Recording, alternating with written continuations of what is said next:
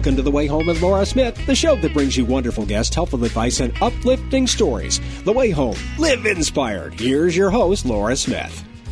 Well, in addition to the uplifting stories, sometimes we have the absolute most kind of leave you on the edge of your seat. And this time, a true story. We have an author on today, John Madinger, and he's an award-winning author. He's a former narcotics enforcement agent and a special agent with the Department of Treasury and has been for 40 years. But he writes a very fascinating story. It's called Lethal Doses, the story behind the godfather of fentanyl, who was basically like the Breaking Bad character, and his journey into the world of illicit drugs and how he was caught. It's all coming up next on The Way Home.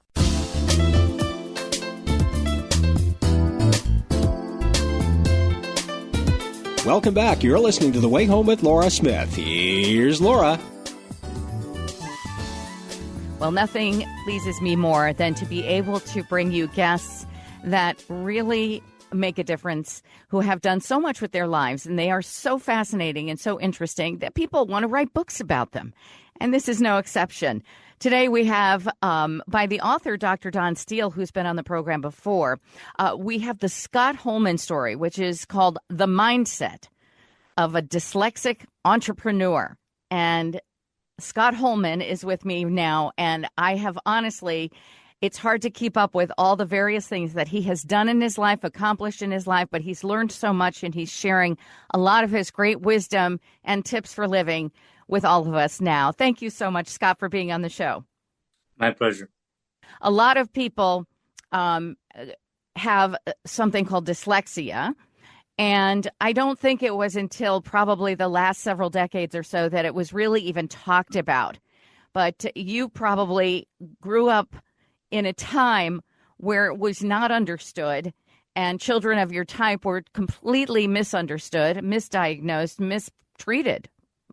Also, as you mentioned in your book, both by fellow students and your teachers and professors. But you came through it all, you learned so much, and you, honestly, you're a Renaissance man of the highest order. I've never seen someone with so many disparate, interesting careers and passions for life. You, between scuba diving and restoring old lighthouses and owning restaurants and being a biologist and so many other things, and a businessman. Do tell us, and a military man, please, let's start. The mindset of a dyslexic entrepreneur. What is the basis of the book and what you want us to get from it? I think one of the reasons that I decided to have Don Steele persuaded me to do the book. And I think one thing that put me over the top to do it was the fact that if we talked about the 1 in 5 people who have dyslexia and the parents who are dealing with a child that maybe is not diagnosed, but maybe they are. And so they feel that all is lost, that the child has no future. Which is absolutely not true. If he's dyslexic, he's probably smarter than the teachers he's going to meet along the way. Aha. So is this what you would call, or what we would call today, somewhere on the spectrum? Well, if we can bring attention to universities and legislators and so forth to be able to identify young people who are dyslexic and be able to train them properly. I think there's a gold standard of teaching dyslexic children called the Orton-Gillingham method, which is a multisensory process of teaching young people. Then it'll all be worthwhile. In fact, one of the things I'm going to do with the proceeds of the book is to donate it to Northern Michigan University in Marquette, Michigan, to start a dyslexic education program. And by doing so, we're going to take our professors, and I have complete buy-in by the president, by the provost, and the department heads to do this, and to start a fund that will help educate our professors on teaching our soon-to-be teachers on identifying suspected dyslexic children and how to educate and teach dyslexic children. And so if that's something we can accomplish with this book, I'll be happy. Well, that is wonderful. So there's even more of a reason to pick it up and buy it, thinking of what that can do for future generations. Scott, for those of us who don't really know exactly what dyslexia is and how it affects the person who has it and their learning, what are the things that you have learned over all these years that would have been helpful to you that were not available at the time that you were in school? Well, first of all, it's not a learning disability. It is that we learn differently. Aha. Okay. And so with 1 in 5 students having probable dyslexia, that requires some attention on the part of the teachers. And in my growing up, the teachers that I interacted with in front of the class would simply call you stupid or dumb. And of course, that didn't do too much for your self-esteem or your self-confidence. And it certainly, if somebody was going to be a bully, that gave them the license to do something like that. So when you have teachers not only modeling terrible behavior by name calling you and labeling you stupid, like you said, invitations then to children to do the same. I can't even imagine what that must have been like. It must have been a horrible experience. How did you get through getting up and going to school every day? Back then, you're I don't know how old you are exactly, but then, as you said, people didn't really have a grasp on it, didn't understand what it was.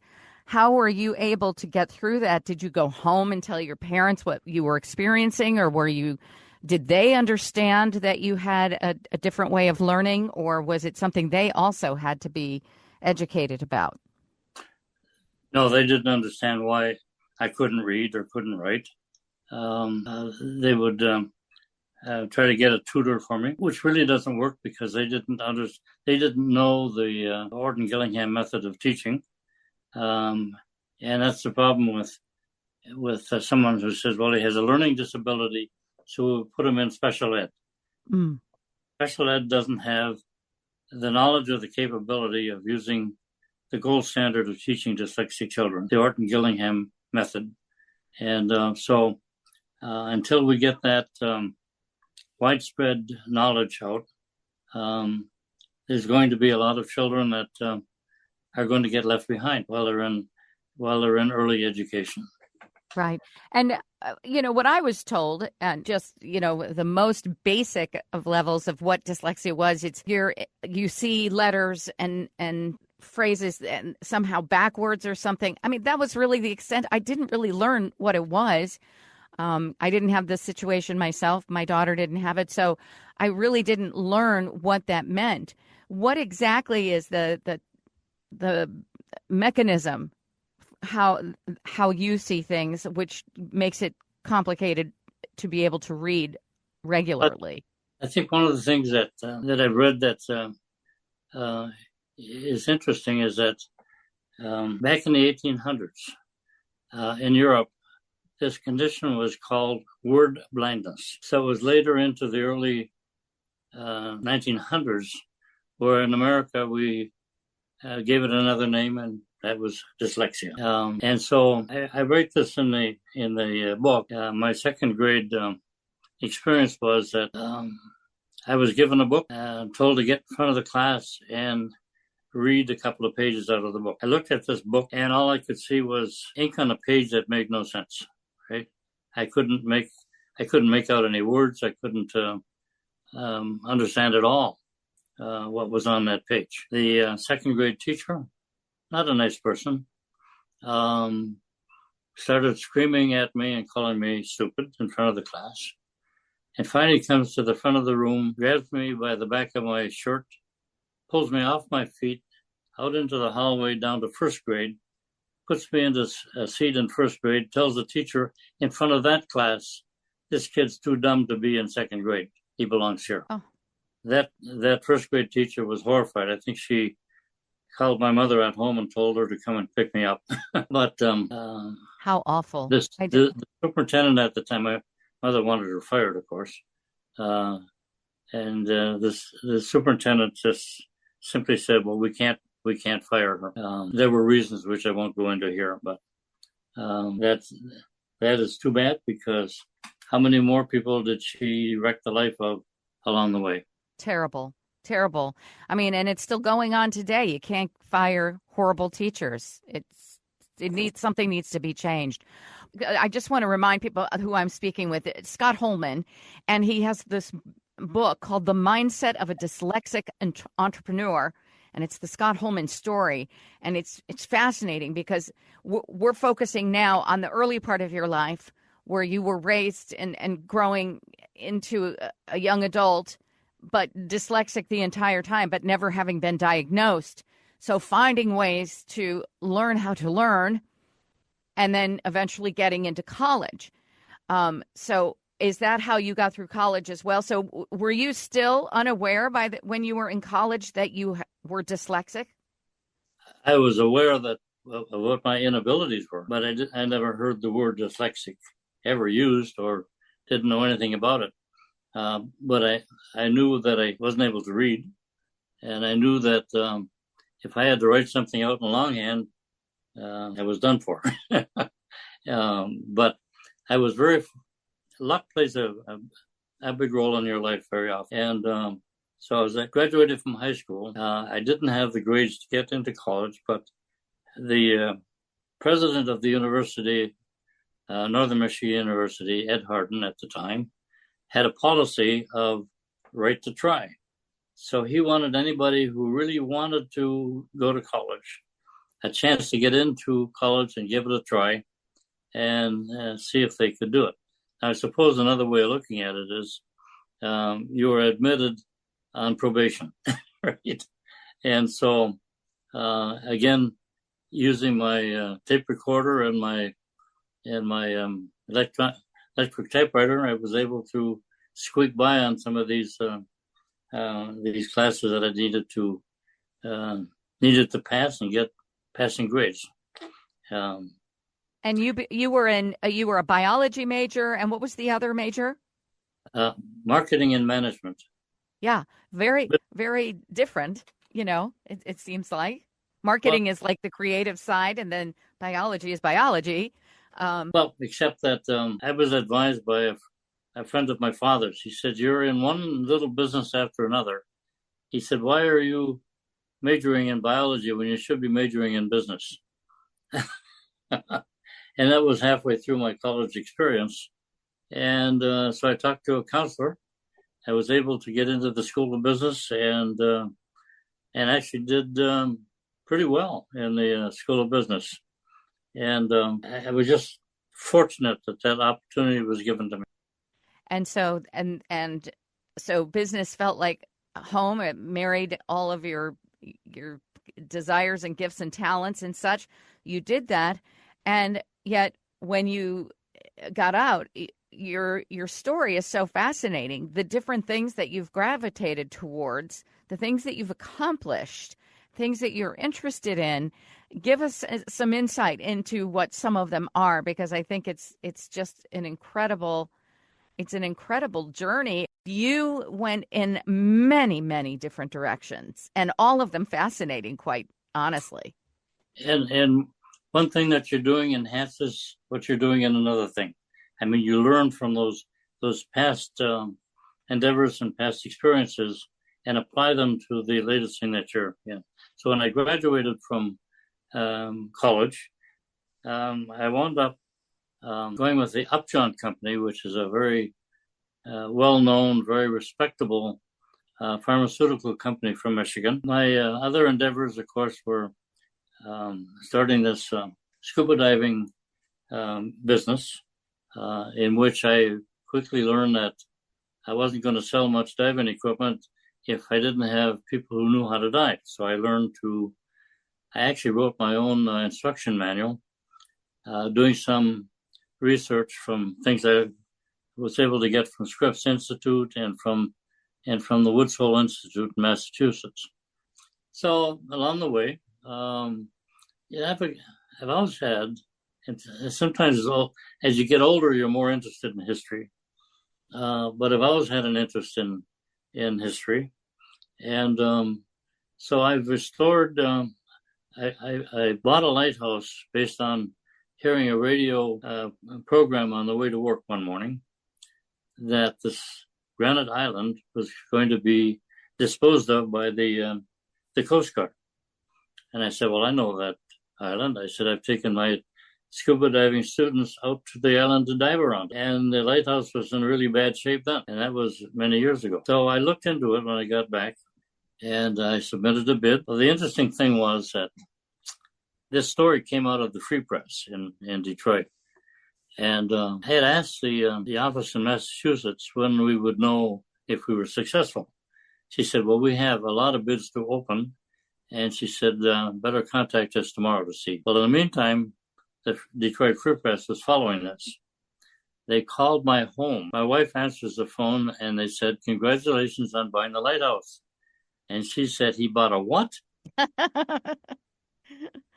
She's probably used to these kinds of things after so many. I probably should have told her that I was bidding on a lighthouse. Yeah, you were bidding on a lighthouse. Oh my goodness. I hate to stop you because it's fascinating. I mean, the journey and through all these different things. And I know you even have, like I said before, a restaurant to add in there, but we only have 2 minutes left of the program.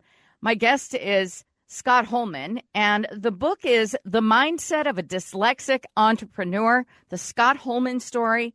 This man has truly, I mean, with what, the way he was brought up in those schools that had no idea whatsoever how his learning abilities were different from others and would end up netting him such a fascinating life, a life of such great success and interesting. You really wonder. And in the final minute here, what would you like to say to the audience? Maybe somebody who has a child that's dyslexic, maybe they are themselves, or just your greatest tip for living a fascinating and very satisfying life. What would you say? I would say, read the book, take some solace in the fact that all is not lost, that even though there's problems in early ed and it's a difficult time for the child, at the end of the journey, and once you're out in the real world, you'll find that dyslexia is actually a gift, and the way that you think and solve problems is different than other people. There are executives that will recruit and hire dyslexics because they think out of the box, they think differently, and they solve problems differently. And so my message to parents of dyslexic children is really all is not lost. It may turn out to be a very positive thing at the end of the day. Yes, indeed. And again, Scott has offered to give some of the proceeds of the book to a university in Michigan that is going to help teach future professors and teachers on how to identify dyslexia in some of their students, and then also the methodology to working with them so that they can learn at the best of their ability. The book is called The Mindset of a Dyslexic Entrepreneur, the Scott Holman story. The author is Dr. Don Steele. You'll find it anywhere on Amazon or wherever fine books are sold. And again, proceeds going towards this wonderful cause of teaching future, so that no student has to go through again what Scott Holman had to as a child. But for a student that flunked second grade and at 82 got his doctorate of business, honorary doctor of business degree, has some satisfaction. That's right. You got your degree. That's right. In your 82nd year. Yeah. Took a while. But worth it. Oh, my goodness. Scott Holman, you really are something and a great, great inspiration. Thank you so much for sharing your story. Again, the book is The Mindset of a Dyslexic Entrepreneur, the Scott Holman story. And you are living proof of all of that and then some. Thank you so much for joining us on the way home today. We greatly appreciate it. My pleasure.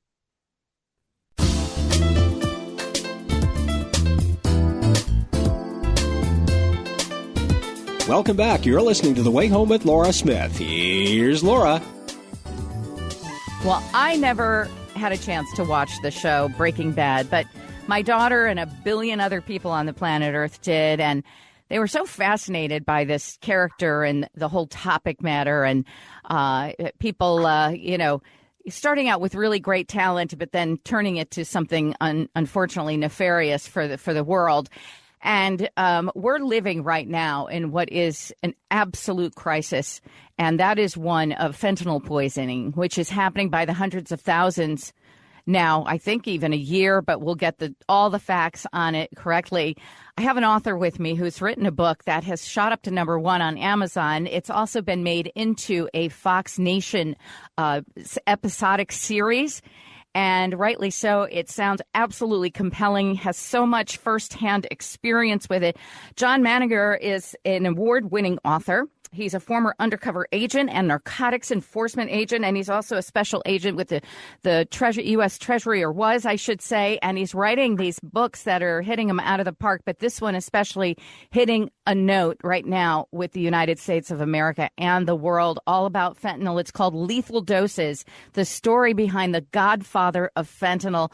Welcome to the show. Thank you so much, John, for joining us today. Well, thanks for having me. I really appreciate the opportunity. Well, did you know you were going to write the book about it that was going to turn out to be something that was going to be absolutely so front and center at this time in the world, in history? Well, yeah, because I first met the subject of the book, a guy by the name of George Eric Marquardt. Everybody called him Squeak. I first met him in 1976 when I was working as a narcotics agent in Oklahoma. And I recognized at the time that he was just a really unique character, somebody that was a very dangerous individual, but very he was just a fascinating character. And later on, when I learned that he was the person who first put fentanyl out on the streets in the United States, I thought this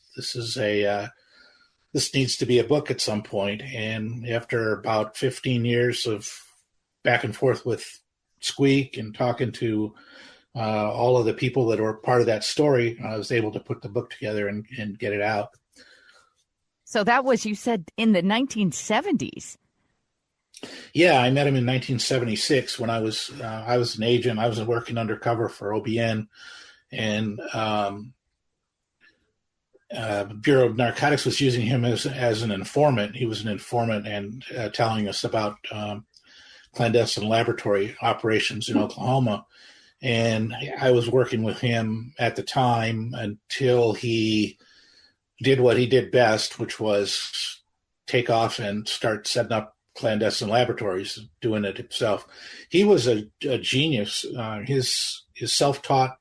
He never graduated from high school. He was a completely self-made chemist, and he was recognized by the various people that dealt with him as somebody that had real talent, real ability in the scientific arena. He was able to do synthesis and work with chemicals that nobody else could do. And you mentioned Breaking Bad earlier. It's a good story about clandestine chemistry and somebody who's very smart and turns his talents to the dark side. Well, that's exactly what Squeak did. He did that all his life. He didn't wait until he was 55 like Walter White did. But he broke bad when he was age 12 and never looked back. Wow. Age 12. So you said he dropped out of high school, but he knew how to do this. Now, how is it that he became an informant?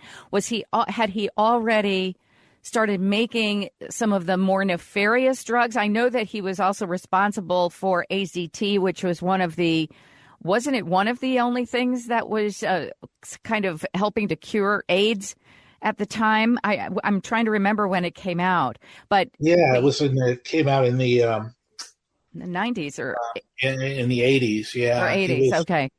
well, he became an informant for OBN when he got busted for stealing some lab equipment in Oklahoma City. And by that time, he was already a convicted felon, and he'd been convicted in Wisconsin and Michigan and Indiana, and several other locations, including Oklahoma. So he was looking at some real time, and he needed a favor from the from the Bureau of Narcotics, and he contacted them and said, "I know where there's a guy making crystal methamphetamine," which is what he was making at the time himself. And he put us onto the laboratory in Oklahoma City and testified against the guy later on. And then he was working with me on an undercover project at that time. But that was his whole life, was going between doing crime.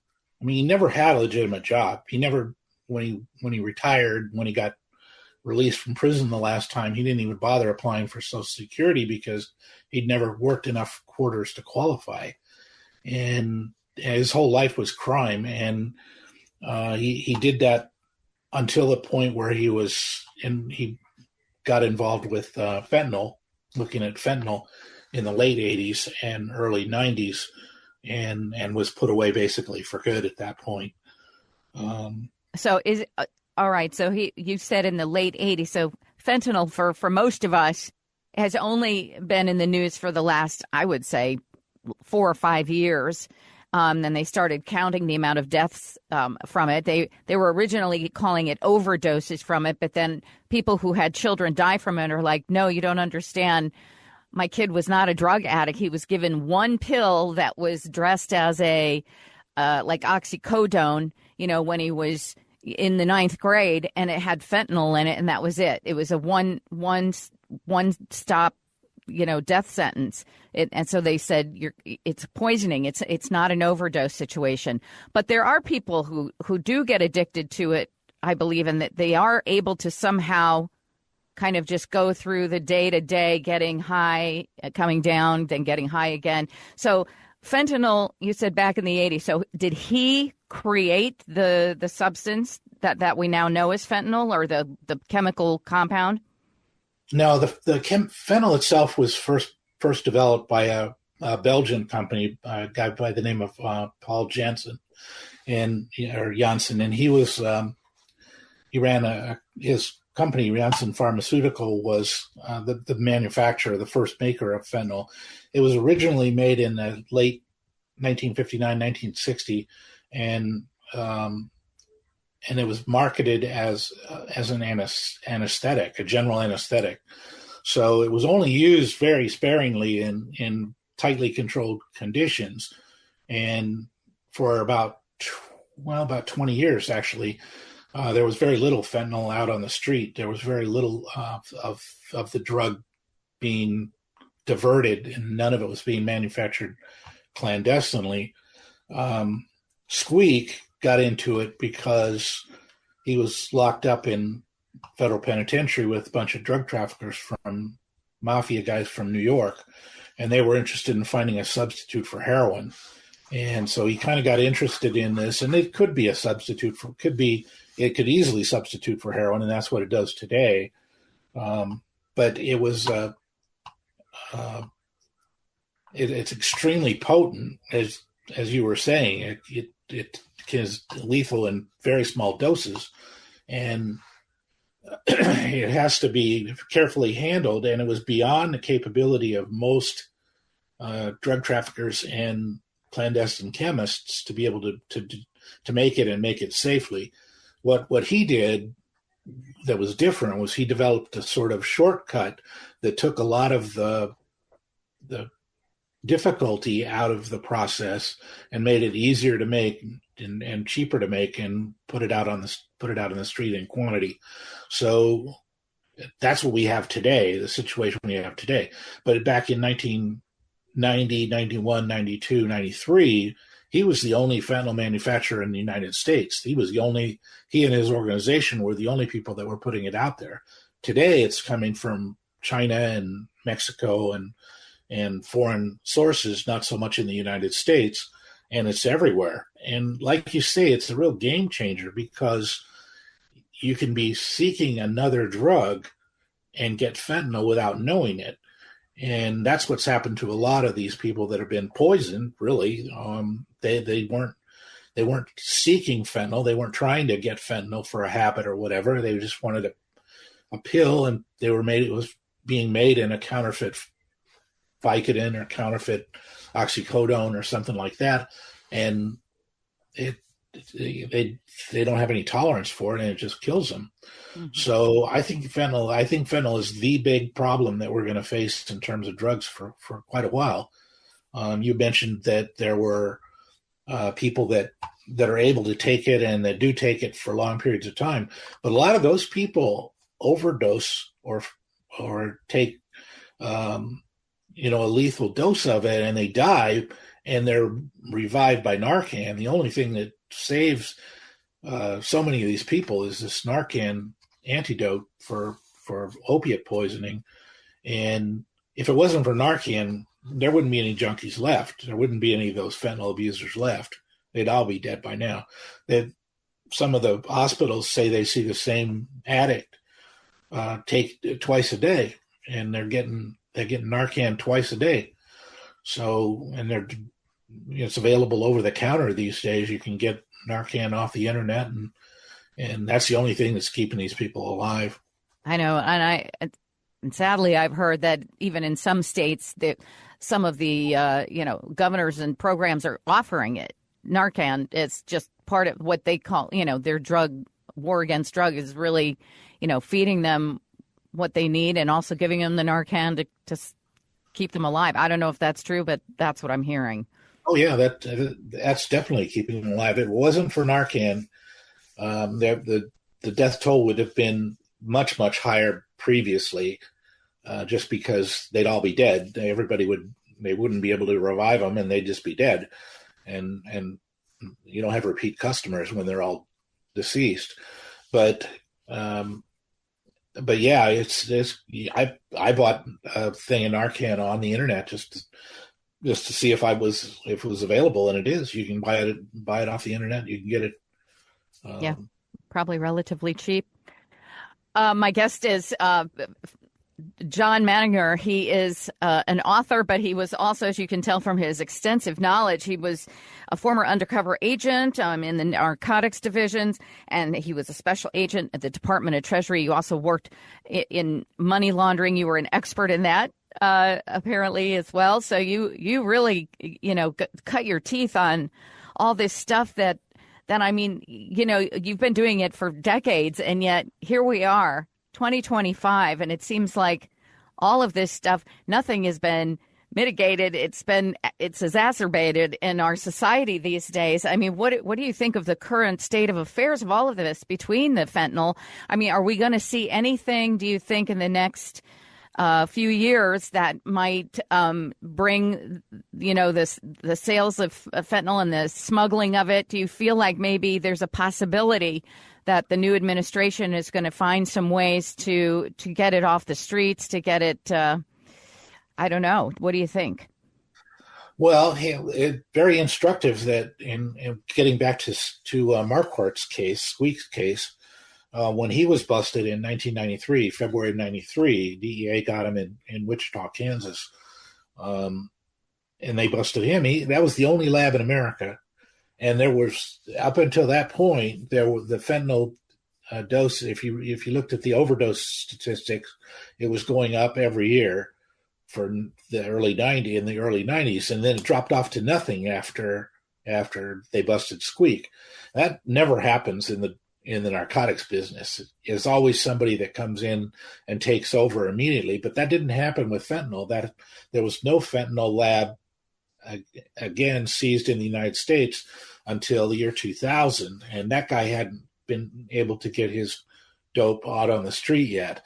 And then the next lab that the DEA seized was in 2005 in Mexico, and that sort of was the takeoff of the fentanyl that we're seeing now. Then you started to see the fentanyl ramping up, and now it's all coming from the precursor chemicals are being made in China and Mexico, China and India for the most part, and shipped to Mexico, and then Mexico is, and some to Canada and the United States, but mostly to Mexico, and then it's made into fentanyl and put in these.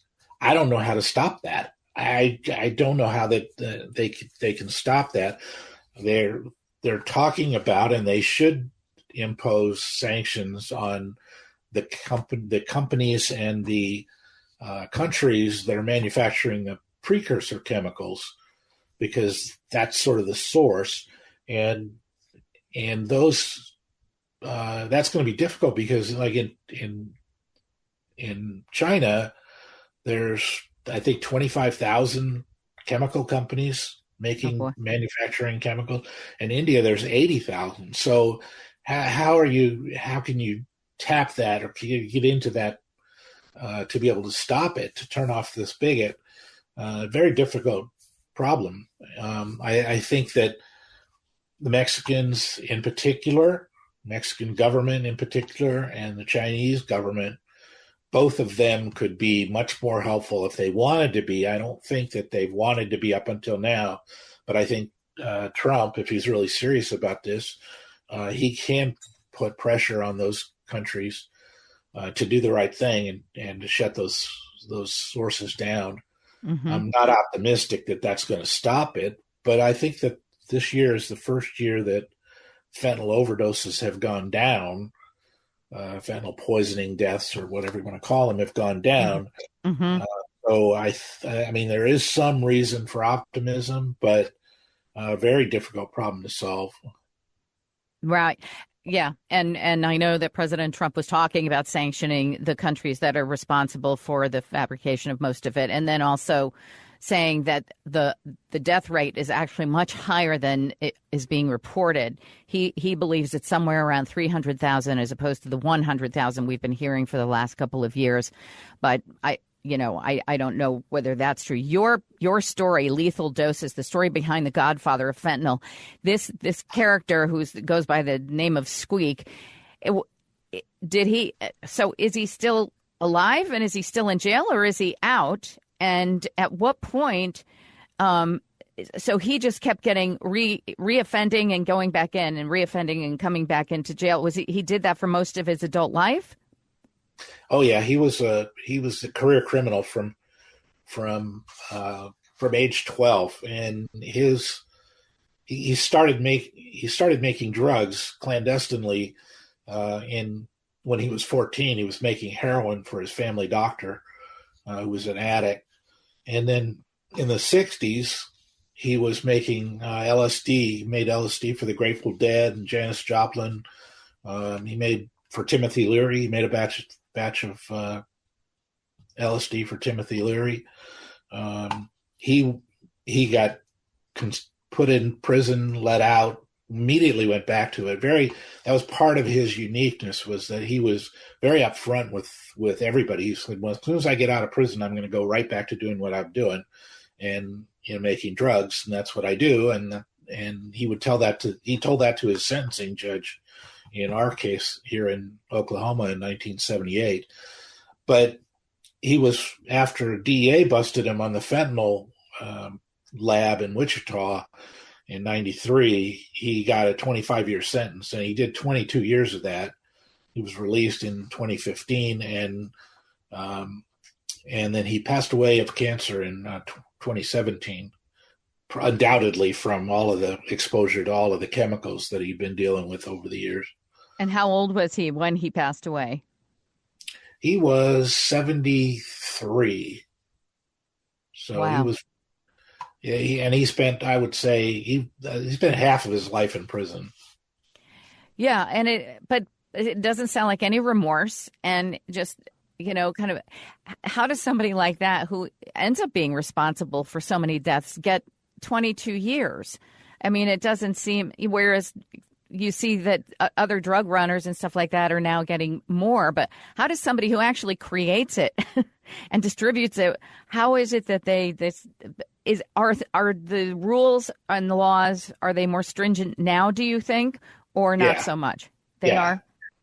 Yeah, they were. I mean, it was pretty slack. When we busted him in a meth lab in 1978 here in Oklahoma, he got 10 years for that, and the maximum penalty was 5 years. But we had 2 counts, and the judge, because he told the judge in court before he got sentenced that I'm going to go right back to doing this when I get out of prison, the judge ran the sentences back to back, and he got 10 years. Today, he would easily have gotten 20, and probably he would have gotten 40 because the penalties have gone up and he's gotten a lot higher since. And now you can get the death penalty for if it's shown that your product killed somebody, which there's no doubt his did. DEA estimated the deaths they knew about from his fentanyl was 126, and they're pretty sure it was at least 300. I asked him about it, and he said he thought it was at least 1,000. He had no remorse. He never expressed any regrets or remorse for any of this. And he said, I asked him about this in 1978. I said, how can you do this? How do you justify this to yourself? And he said, they pay their nickel and they take their chances just like I do. And I know the consequences of my actions, and I accept responsibility for them. And everybody else should do the same. That's not the kind of philosophy that a civilized society needs to survive. Did he ever act as though he had remorse? Did he have any empathy for people who lost their lives by taking something that he created, or no? No, not at all. What was the family that he came? What kind of a family did he come from? It was a traditional Midwestern family. He was born in Waukesha, Wisconsin. His father worked. His mother stayed home. They didn't have any way to really cope with his. And he was really an intelligent person, very intelligent guy. Genius, and I would say a genius in his field. His parents he was an only child for about 12 years, and then he got a couple of little sisters. But at that point, he had already turned to the dark side and gone, broke bad basically. And he left after his first arrest, he left his family. He never saw him again. Never saw him. Wow. And then, but yet, as we mentioned before, and it's in your book, he did create the compound known as AZT, which went on to apparently help a lot of AIDS people that were dealing with AIDS back in the day, and some of them, completely recovered to a certain extent. So was he being asked by the government to, hey, we'll help you, we'll let you stay out if you can turn your genius towards helping society? Or was that a fluke that he came across AZT? Like, how did that happen? Well, how that happened was that he got out of Lewisburg, got a federal penitentiary at Lewisburg, and he was looking for some opportunities, came back to Oklahoma, and he was looking for some opportunities that didn't involve making methamphetamine, because he knew that the Bureau of Narcotics was all over that. And so he saw a segment on television where they were talking about AZT being the only thing that was available at the time to treat AIDS, and people were dying from it.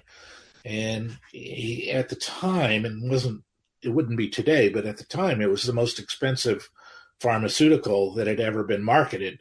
And Burroughs Wellcome was making a ton of money on it. And so he said, well, I can do that. And just to give you an idea of how extensive his talent was, he did it by getting a sample of AZT and running it through a mass spectrometer, which he was very capable of working with, and breaking it out to all of the components of the drug, and then recreated it AZT from the sample.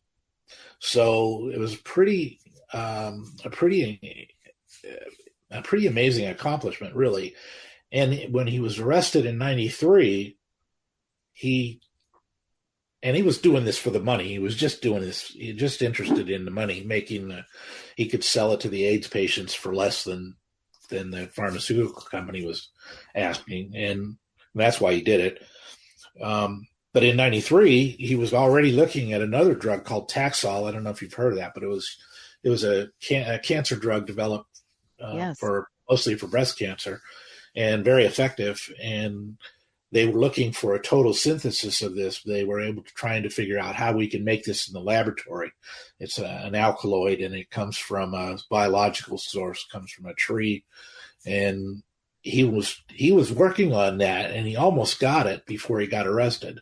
Oh. So, and somebody did get it after he had been incarcerated, but that's the kind of ability that he had, and it was an intuitive thing with him. He told me and other people that he was able to see the inside of the molecule from the middle of it, and he could look at it and see where all of the atoms were on the molecule, and he could figure from that where he could alter it or change it or whatever. And that's the thing with fentanyl, is that it's a compound that interested him because it's a compound that has almost an infinite number of varieties, that if you take one part of the molecule off and put it here and put it over there, it becomes something else, more powerful, less powerful.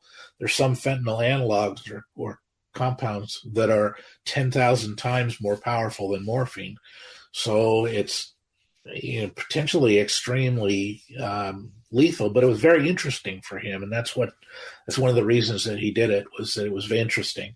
A mad scientist, a genius, no doubt. Yeah. The book is called Lethal Doses, the story behind the godfather of fentanyl. And John Madinger, you have other books as well that sound equally as fascinating and interesting, but this one was actually turned into a docuseries on Fox Nation, and they're doing a lot of great episodics now and documentaries, I know, on Fox Nation. And so they picked Lethal Doses. They call it the story behind the godfather of fentanyl, so people can watch. I believe it's narrated by John Roberts or... Right. Yes. And so that's quite extraordinary for you, someone who grew up in Honolulu, Hawaii, and apparently a very good golfer as well. Well, I watch golf at the professional level, right? I love that. Well, Amazon has got you in their 100 Hall of Fame, top 100 Hall of Fame reviewer, and a lot of people really finding your book absolutely fascinating as it is. And so people can find it on Amazon and anywhere. And boy, we look forward to hearing from you again. I'm sure you've got more where that came from, where Lethal Doses came from. Well, I'm sure I do. Well, you sound like a fascinating guy. Thank you, by the way, for all your service to the United States. It sounds like for many, many decades, you were on the side of right and in the side of good, and did a lot for our country. Thank you so much. And for people to also who want to find you, they can go to your website, which is basically yourname.com, which is John Madinger, which is spelled Madinger, johnmadinger.com. And or godfatherofentanyl.com. I got that one too. Oh, you've got them all. Godfather of Fentanyl. There you go. Thank you so very much, and I appreciate it. Please come back again. Oh, you're very welcome.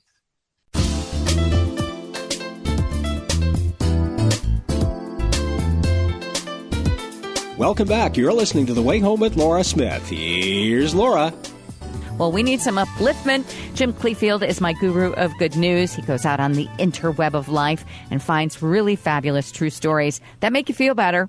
Hi, Jim. What do you have? Well, we're going to go to a place that's not too far from your area out of Michiana. Actually, it's North Park, Chicago, as a matter of fact. I think you might be familiar with that. Lynn Shockey, she lives in a senior housing unit in that area of the city. And she went to a recent grocery store shopping trip and bought some groceries. I think the bill came out to about $200. And unfortunately, she had a little issue here in paying for that. Well, she took out her U-card, and unfortunately, it did not work. Well, you figure, okay, she's got some cash, right? She pulled out some money like bill by bill to see if she can pay the bill. She was short way short of $200. What to do, right? Well, she figured, well, let's see, should I take this item out? Should I take that item out? Well, all of a sudden, a random act of kindness, a miraculous thing happened. A gentleman, we don't know who his name is. I think he's 102 years old. He's a very old gentleman. 2 kids with him. You know what he did? Out of nowhere, he just randomly, without saying a word to her, just simply paid off the balance. And she was so thankful to him. And I think this thing eventually went viral on social media. A lot of people were getting word about this. And she said, I hope someday I get to meet this guy, whoever he is, because I'm so grateful, because she just didn't have enough cash. The card just didn't work, and she needed certain things that she had to eat. So you know what she did? She is paying it forward at her own senior residence by cooking food for her fellow seniors. She said, I'm going to do something special for them. She just was really inspired to do that. I mean, not only this is a heartwarming thing, but inspired her to do something. And eventually, word got around on social to encourage others to do the same thing. These little acts of kindness, a random act like that, because you never know where you're going to find it. And I'll tell you, in our world today, we need this more than ever, LJ. And I just love hearing stories like this, because it just makes you really feel good. And for this woman here, the fact that, just somebody simply paying a bill and then paying it forward and doing good for others, that's something really that certainly warms my heart. And I know it warms your heart too. Absolutely. Yes, that's a wonderful way to pay it forward that she was able to do. But how lovely of that man. 102. My goodness. Yeah, it's like that. And still out there doing good deeds. He is. God bless him. Beautiful stuff there. Well, on that note, I'm getting hungry. So it's time to say so long for now. But thank you so much for joining us this week and every week on the way home. As I mentioned, it's we're heading up towards 300 shows at this point and loving every minute of it. Thank you so much for joining us. Thanks to Bob Small, my producer, and Jim Cleefield, the guru of good news. We'll see you next time on The Way Home. I'm Laura Smith.